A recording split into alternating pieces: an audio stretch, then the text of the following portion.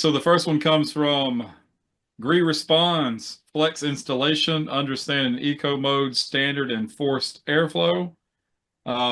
We had this actually came from it's an extension of the comment that we had from our last episode. It's a fairly detailed question, but it's in reference to eco mode and these ramp up and ramp down, and how it might affect fan speed. Uh, so I'm going to go ahead and take a whack at that. So there's going to be a lot of information that comes as far as a detailed ramp up and ramp down and all that curve, that kind of thing. It is absolutely entirely dependent on the ambient temperatures or the conditions that we have that system is operating in, right? And then, so I mean, as far as the details exactly on how that works, unfortunately, that's going to be somewhat proprietary. But we can in fact tell you that it does extend the overall excuse me, it does extend the overall runtime. Anybody else like to add some more detail to that? The difference between setting eco mode or standard mode on the Flex product or the energy saving mode.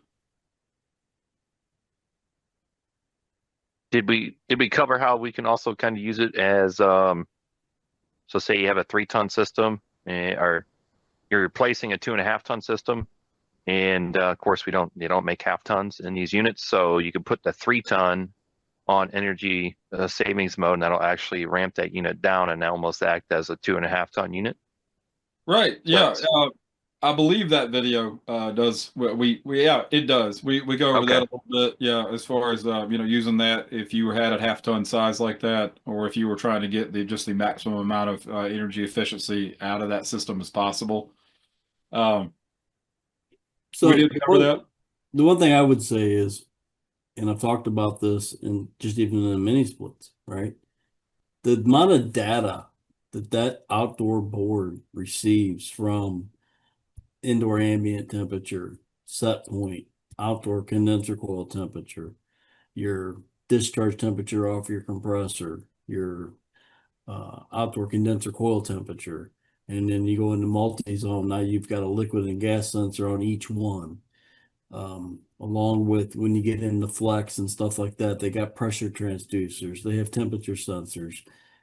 What I'm telling you is the program that's in that board and the amount of data that goes into that board and the algorithms that are set up to make that machine do what it does, even when you're putting it into these other profiles by the dip switch settings. I mean, we can give you the basics of how the machine's going to work, but I have to agree with James. The actual algorithms that are built into those boards and how those boards are programmed to respond to all that, it's absolutely proprietary information. They're not going to share that. Thanks for getting involved. If you need more answers, catch us live every month when we tackle your questions in real time. Head over to greecomfort.com/gree-training where you can register for the next Talking Comfort Live. See you there.